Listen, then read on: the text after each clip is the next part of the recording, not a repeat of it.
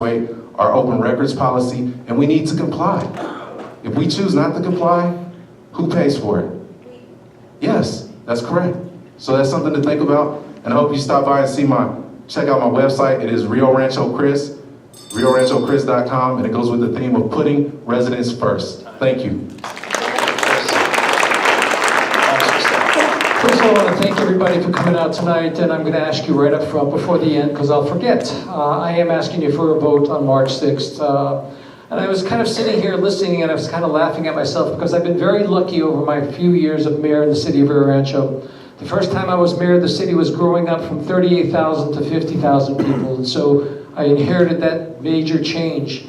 I inherited a change when somebody had to move on, and I was the mayor for the last six years in Rio Rancho during a recession. Some of those that remember that. And it was during those times that I kind of laugh at myself, because we managed to provide 8,000 career jobs, high-paying jobs for people in our community.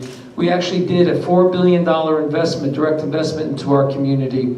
And so sometimes I wonder, what would it be like to actually have a stable environment for the first time in Rio Rancho's history, to see what we can do when we also, during those recession years, brought in places like I mentioned earlier, C&M, UNM, Hewlett-Packard, and a litany of others, so that our city would be attractive to people to come in here. This is about you, ladies and gentlemen, this race. This race is about what you see, your city, what you want it to be, what you want it to look like. And I have to tell you, how many of you could raise your hand and tell me where the heart or the personality of our city is? What is important to me, ladies and gentlemen, and thank you for that honesty, is you being in a position where we can define what that heart is and that personality, is that it's a gathering place for our citizens who will take ownership of their community and become part of our community, instead of having the north, the south, the east, and the west think of themselves differently.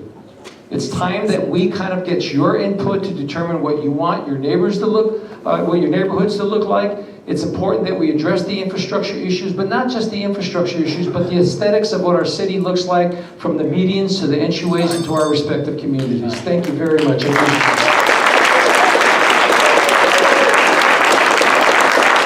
want to thank our candidates for being here tonight. First of all, Mayor Greg Hall, Chris Muldrow, and Tom Swiss staff. Thank you all for taking the time.